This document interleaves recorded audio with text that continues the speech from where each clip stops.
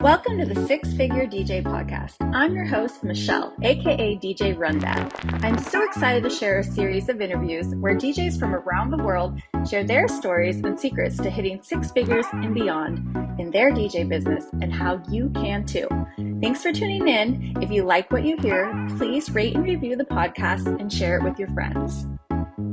Hey, welcome back to the Six Figure DJ Podcast. I'm your host, DJ RunDat. Today we have Eric Rhodes. I'm so excited to talk to you today. Welcome. Thank you. Appreciate you having me on. Yeah, for sure. I've been following you on Instagram mostly. I love your energy. I love your remix and mashups. You really have something special and you're very talented. And I am excited to dive into today, like, how did it all start? How did all of this DJing start for you? Growing up, I've always loved music. I was always the guy who made mixtapes and CDs and all of those things in the 90s. And then in 2000, I saw a couple DJs play in college, fell in love. They were, doing a 4 turntable set, and I just thought it was so awesome. So I next day went and got records, turntables, mixer, and just went for it. It was a hobby for several years, just did it for fun, made a little bit of money. And then eventually in 2011, I decided that I didn't like my career in TV news and wanted to start a business. So I started my business, Rhodes Entertainment, and eventually left that career and went all in and have been full-time since 2015. Wow. And yeah, now here I am. Well, that's amazing. TV news. So were you like an anchor man? A lot of people ask me that, and no, I actually used to be very timid and shy, so I didn't want to be on camera. I was too nervous to be on camera, so I was the camera guy and eventually a producer. So I had a desk job where I wrote stories and kind of built the TV, the 9 o'clock news every night. Oh. It was cool, but it wasn't really for me. It was like I just wasn't fulfilled by it. Mm-hmm. Yeah, it sounds a little bit lonely, maybe. It wasn't lonely really, but it just, I don't know. I just feel like I'm too creative and I love music too much. I was doing events and weddings on the side, and I was like, this is way, like, if I just put all my energy into that, I think I could be successful. Yeah, exactly. Yeah, I actually was going to school for broadcasting and audio production, and it was so impacted the program that they put me in some video production, and that was such a long time ago. But I knew whatever I wanted to do, I wanted to be surrounded by music. Yeah. Yeah. Same. Yeah, even in college, I got a degree in radio, TV, digital media production, and that's how I ended up in TV news. But I did radio editing, audio editing. I had my own college radio show for 5 years. Music was just always part of my life, but I never knew I could make it a full-time job until a little later in life, which I'm glad I figured that out. Yeah, I feel like a lot of us got into it for our love. And then once people started to just want to give us money, we had to think about it as a business. And then it's like, well, what do we charge? This is something we're doing for fun. And making that decision to go all in can feel a little scary, but it's probably the best decision I ever made. Same. Yeah, I couldn't be happier with how it's turned out so far. Yeah. Yeah, that's cool. So at what point, we were talking before the interview that you had gone into, growing into a multi-op, and now you're back to a solo op. So I'm curious, like, how that was for you, and at what point were you like, I need more team? Yeah. So a couple years into growing, I started, the first year, I think I had a few events, right? And then as I networked and built a reputation, then I had 15, 20 events. And then I started to notice that the leads were coming in more, I think my second, third year, and I was not able to book. I was turning down a lot of leads. So that's when I thought, okay, I need to hire somebody to fill in those dates so I can make some money. I'm trying to be businessman, figure this out. And I did that, just hired subcontractors here and there for a few years. And then I decided, I don't know, 2017 maybe, that I wanted to grow a team and I was going to have this big business. And I had people like Jason Clock mentoring me and other people that I would reach out to and just try to get help. And I started hiring guys. Well, I don't know. I don't think I set it up correctly. I was paying them 70% and I was making 30%. on some bad advice, in my opinion. And I was just spending a lot of time and effort and energy building this team. They were great guys, but at the end of 20, I think it was 18, might have been 2019, I looked at how much money I made and how much work I was putting into it. And I was basically making minimum wage to have a team of people. When it all came down to it, all the meetings, all the lead generation, everything, contracts. So I decided, you know what? And oh, here's the thing too. And I had this like little pocket of time to actually work on being a DJ and doing what I originally loved doing. So that became like this small fraction of my life. And I was unhappy. And I'm like, you know what? I'm done. So 2019, I just dismantled the whole thing and decided that was the year I'm going to go in, or 2020 would be the year I go all in on my own brand, and just build my own business myself and see what happens.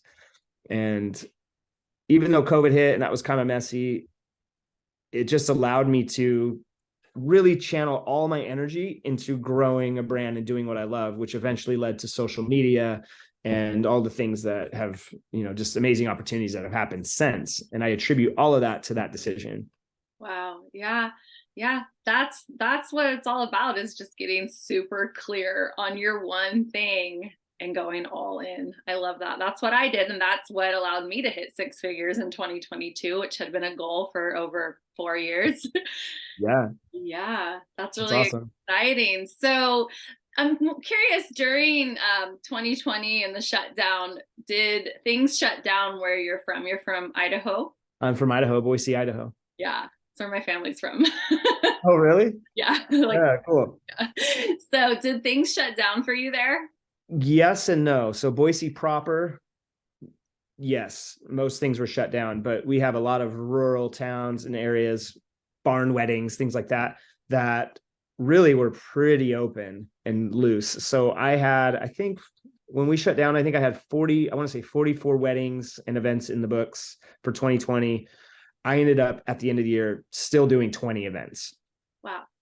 So I wasn't as hurt as a lot of people. And I feel very fortunate for that. Yeah. That helped me still continue to not have to get a second job or anything like that. I was able to pull through. So yeah. Good. So is that when you decided to go in on social media? It actually wasn't until 2021 that I went in, but I was really thinking about it. I started during the pandemic. I started, setting up a camera and making some YouTube videos about, top 5 father-daughter dance songs and things like that. So I started to think in that way. So yeah, I guess a little bit, but not like TikTok and Instagram. But I was listening to people like Gary Vee who were saying, go in on TikTok. It was just in my head. And yeah, it really wasn't until 2021 until I finally made the effort to do that. Yeah. And you had the experience with editing, and I'm curious about creativeness. Like, are you born with it? Is it just happen? I feel like some people, they just like know what just would blend. I mean, you're very creative, and I don't know how you like have so much creative juice. What's the secret? I don't know. I think it's a mix of just natural ability, creativity, love for music that I just had as a kid. And it stuck with me, but then skill, like mixing for 20 years. I'm not a crazy battle DJ or anything like that. But just having been in music for that long, I think it's just a little easier to have those ideas. Yeah, totally. When you have that, just depth of knowledge and depth of music and experience. Yeah. So I would love to see you DJ sometime. When you're DJing live, do you do a lot of mashups live? I tried to. Honestly, I wasn't much of a mashup DJ before TikTok. It's so funny. When I started TikTok, I would do transitions. So I'm just trying to show wedding clients and people that might want to work with me, photographers, coordinators, etc., that I knew what I was doing, that I know how to easily blend a track from one to the next. And then it just sort of started to evolve. And honestly, being on TikTok and Instagram like that made me a better DJ. It started making me think, okay, I need to be a little more creative. And it got me excited about mashups and things like that. So really, I wasn't doing that before TikTok and Instagram mashups per se. Yeah. But yeah, so now when I mix live, I try to incorporate the mashups. And I did a set today on TikTok Live. I do one at 11 a.m. on Thursdays, my time. And yeah, I was weaving in acapellas with instrumentals and yeah, doing all of those things. It's fun. It's really exciting. Yeah, that sounds fun. I need to spend some more time on TikTok and try to catch one of those. That would be awesome. I don't do it because I know how addicted I am to social media. And I just feel like TikTok will just take my life away. Totally. I try not to scroll at all. Yeah. Because I know I will just sit there for hours and be like, what just happened? Yeah. So I'm wondering, you mentioned Gary Vee, and I'm a big fan of Gary Vee. I've read his books. I love to follow him. And I'm wondering if there are other people, maybe mentors that you've had in real life or that you look up to online that have inspired you. Oh boy. Yes. One of the first people I ever listened to on a podcast years ago was Lewis Howes. Lewis Howes is fantastic. He has a new book out and I'm excited to read it, but he was he interviewed so many cool people that led to me listening to them, like Ed Milet and Andy Frisella. I having a hard time thinking names, but yeah, it just really led down that path. And now and not because of Lewis, I was doing things before, but now, I read all kinds of personal development books, business books, and I've read all of Gary's books. I'm just very not obsessed, but it's a habit I've created to just really study and learn all the time. I love that. And that is, something that I've done too, that also I would contribute to my success, was that I started to tap in and tune into these thought leaders and these, mentors and coaches and hiring coaches. And my whole world changed, my whole mind changed, my whole world, my whole business, like my mindset, like it's free. You have a smartphone, you have podcast links, you can get Audible books for free through your library. Like there's no excuses. So yeah, filling your mind with, inspiring, people and ideas. I think, yeah, absolutely. Everything you said is spot on. And I'd encourage everybody to study every day. Somebody that is doing what they want to do or is better, in whatever area of life, whether it's relationship or business or whatever. But also, I also attribute some of my, growth and success to being in around groups of people in person that can help. Like, so I was part of a NAC, which is North American Collective of, I forget the whole name, DJs, but basically it was a group of DJs wanting to do higher level stuff. And we'd meet once a year and do all these things. So I had this nice support group of smart individuals who were driven, going to places like the DJ Collective and, meeting people, connecting, building relationships. Like those things are really important as well, to learn from people in your industry on a personal level. Yes, absolutely. I agree 100%. Surrounding yourself with people who are better than you or, inspire you to do better, that you can learn from. This is one reason why I continue to podcast for over 4 years, is because I'm always learning. I just love connecting with the DJs. And it's just one way I kind of selfishly learn. Surround myself with people that are doing amazing big things in the DJ industry. And you mentioned the DJ Collective, and conferences are new to me, and I'm learning there. They're kind of a lot to take in. I like how I've heard how the DJ Collective has a little more breathing room and a little more options for smaller groups and workshops and things like that. So yeah, there's a big world of DJing out there that I never knew about. And once I tapped in and started networking, building relationships, things really started to blow up in my business. So I'm glad you brought that up. Yeah, for sure. It's an important element for sure. Yeah. So we talked a little bit, about, building up your brand. And to me, our brand, for me, I'm building a personality brand. It's me that I'm selling as a solo up. Um, and that took time to build my reputation, because I feel like your brand is your reputation. Mhm. What are some things that you focused on when you were building up your brand? So it really started with the basics. And one of the books that I read was seven Habits of Highly Effective People. Yeah.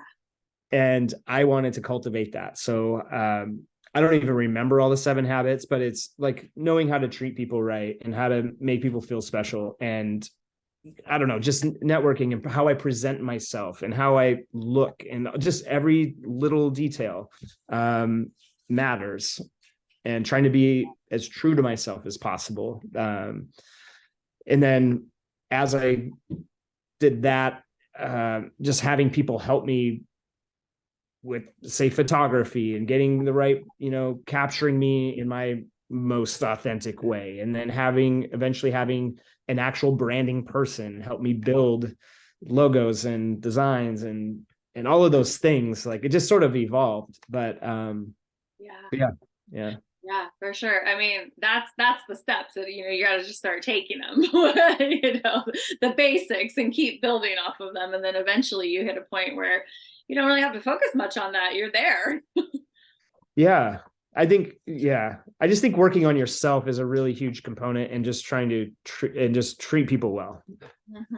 I agree. My business coach would always say, business development is personal development. And yes, she was a business coach, but she was also a women's empowerment coach. And being in a mastermind surrounded with other women that were just going after big goals, big dreams, big money, whatever, and whatever brought them joy, which was like the most important thing. So it's like, if you're doing what you love, you're in that energy, and you're going to attract, and you're being, like you said, being authentic, like you're going to attract these amazing clients that are similar to you, or on a same level, or same vibe, same energy. That's how I feel. It's like happening. The magic is happening now. Where I'm attracting the coolest clients and the coolest events, and I'm like, whoa, this is so fun. That's it. It's being intentional. And I had to get help with that. When I went solo, I reached out. I was like, I need someone who can help me, some sort of business coach or a life coach or somebody. And I found amazing one. Her name's Claire Thibault. And she had me go through this exercise of, what do I want? What don't I want? And it was all on these big sticky note cards on a wall. And we were just writing and moving things around. And it just really helped me open my eyes to, and really get clear on what I had been doing that didn't fit with who I was and what I wanted, and then what I could do to grow in a direction that was fulfilling and could make me money and do all of those things. And that exercise was very powerful. And I try to revisit things like that too. Oh, yes. So that was the big question that my coach asked me the first time I got on the phone with her, was, what do you want? And it's a question I ask myself all the time, but now I rephrase it to, what would I love? Ooh, yeah. What would I love? And then if That's you're not liking something, what would I love instead? Ooh, I like that. So Important, yeah. I play with that now all the time. And I tell people all the time too, when I coach other people, I'm like, what would you love? Or I hear someone like kind of complaining or venting out about a situation at their job, and I'm like, well, what would you love instead? That's it. you know Yeah, and it may not be an easy path to get there, but if as long as you know, then yeah, you're more likely to put in the work to want to get there. yeah, exactly.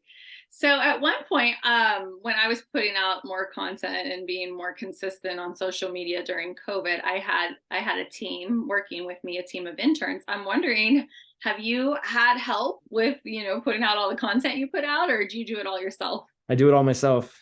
God, wow, good Yep. job. I mean, I think if I was making complicated videos where they required lots of editing and captions and such like that, I probably would look into some sort of editor. But really, I mean, my videos are very simple, so it's easy to record and produce, but it's still a lot of work. I spend a lot of time on it. hmm not Yeah. only coming up with ideas, but then recording them and getting them right, putting them out, content, or not content, commenting and nurturing the followers and all of that. It's a lot of time and energy. Mm-hmm. Yeah. So I want to just dive into TikTok and money. Okay. I'm There's not a guessing, lot there. yeah, I'm guessing you're getting paid from something on there. I wish it was good, but TikTok itself is not. You have to earn it through.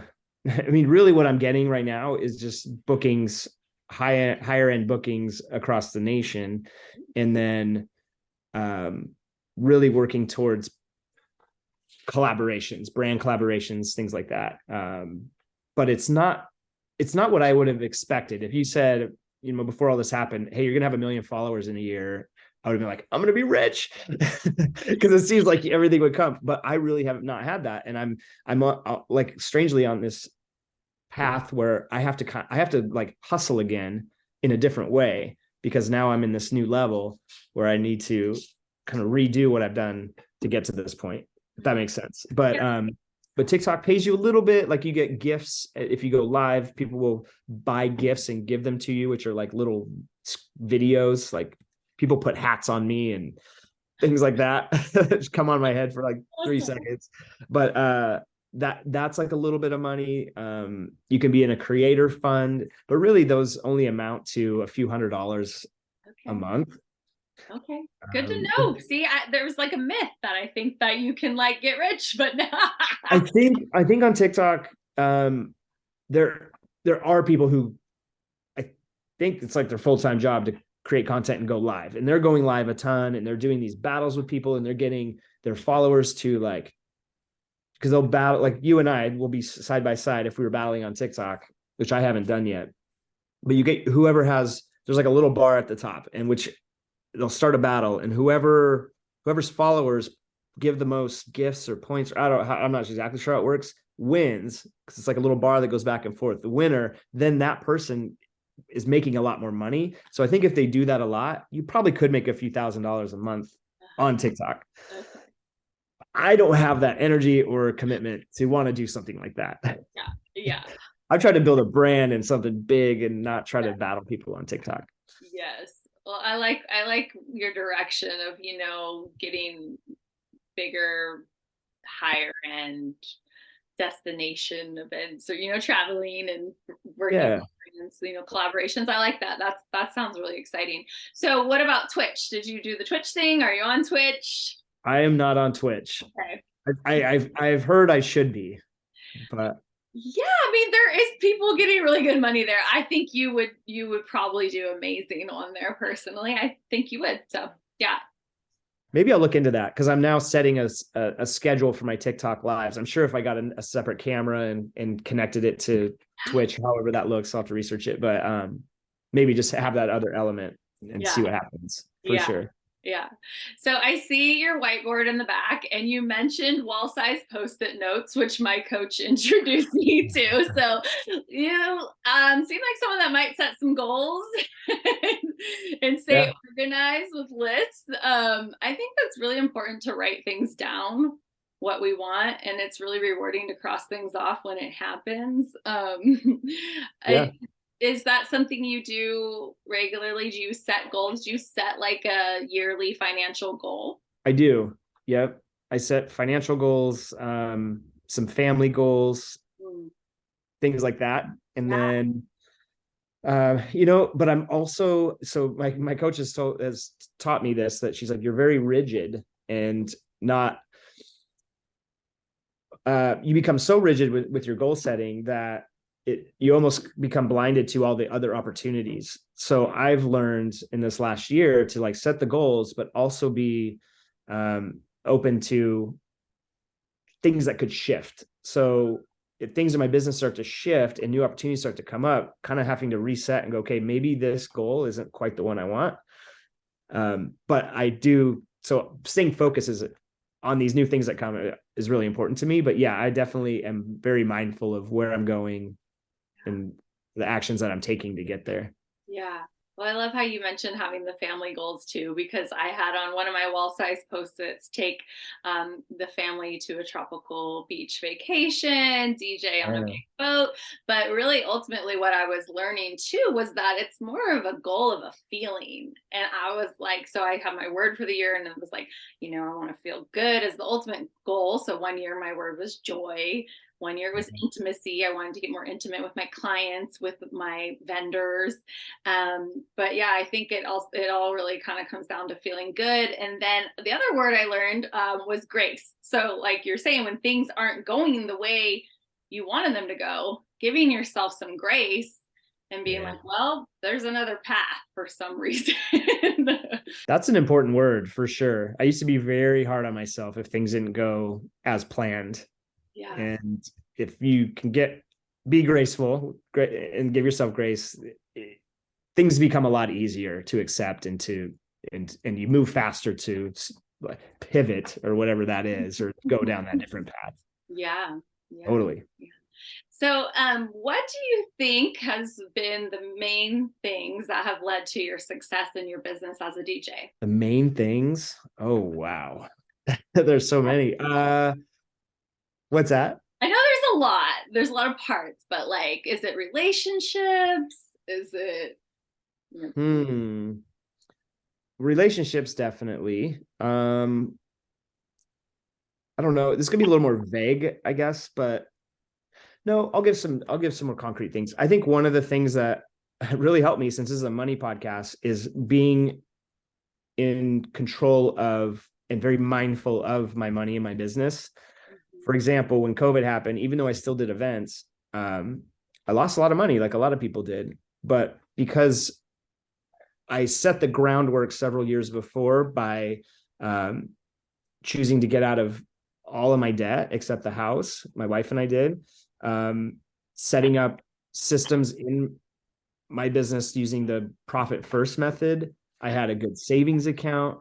I've lived in my business and personal life under my means. And honestly, that probably was one of the most important things I ever did for my business, because it gave me freedom. It gave me freedom to not have to rely on having a multi-op. I was able to leave that and not be too scared. I was able to take risks. I can say no to events. I can do all these things, which gives me freedom. And that was really big for me. So there are a lot of factors, but that for me is huge. That one is huge. I mean, for one, tracking your money. You got to know where it's going and yeah. Coming in, what's coming out, being able to save, like you said, like living within your means, and having savings. Because yeah, look what happened when our world shut down. That was crazy, for DJs in particular. Yeah. And yeah, I love that. That's a good tip right there. Yeah, I mean, it took years to sort of build that foundation, but Yeah, yeah. yeah, I You highly mentioned recommend it. Yeah, you mentioned profit first, and I did listen to the book recently, but I haven't really dove into it and really absorbed it all. But I think I already kind of knew that, because I've always been a little more of a simple DJ, and I never went, all in or into deep debt buying a bunch of crazy equipment that I didn't need for my market. We're pretty simple, we're pretty small. I got away with I still get away with small speakers, one subwoofer. Like, you don't need to have the biggest, latest, greatest equipment and have $10,000, $20,000 in equipment, maybe 10, but like, you don't need $20,000 of equipment to make six figures, in my opinion. Yeah, I know gearheads are probably gonna scoff at this, but like I'm still like I'm using used Evolve 50s. I mean, I have QSC subs and 12 tops, but for the most part, like I'm like Bun Booth, Reigns, um, Evolves, some uplights. For me, I'm not selling my gear, and I'm selling what I produce as a talent. And that's what's been important. And it's allowed me to not have to spend a whole lot of money on gear. Like I ride things out until I'm like, okay, I need something new now. I need it. I Yes. don't just go, ooh, that's shiny and nice and that'll sound badass. I'm gonna drop, 10 grand on two speakers. I can't justify that for me. Yeah. That's just me though. I'm not a production guy. I'm a DJ. Yeah. Yeah. So I feel I you. hear what you're saying. I feel you. Yeah. I love that. Well, is there anything else you'd love to share with your audience? Any last words, any advice? Oh man. I don't think so. I mean, just I think you'd mentioned what's allowed me to be successful over the years. I think one thing is just constantly growing and never stopping. Like I'm just always every day I wake up, I read, I study, I put in the work every single day, and I just keep going and going and trying to improve. And I just think that's so valuable, just to strive for more. And I think that's what's gotten me to where I am. Yes, growth mindset, just always learning. I love that. You nailed it. Thanks. Wonderful. Well, thank you so much for being on the podcast. And thank you, everybody, for tuning in.